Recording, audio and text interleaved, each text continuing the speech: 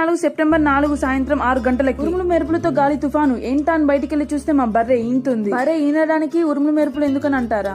Just ఊరికే friends, నేనే చెప్పినా.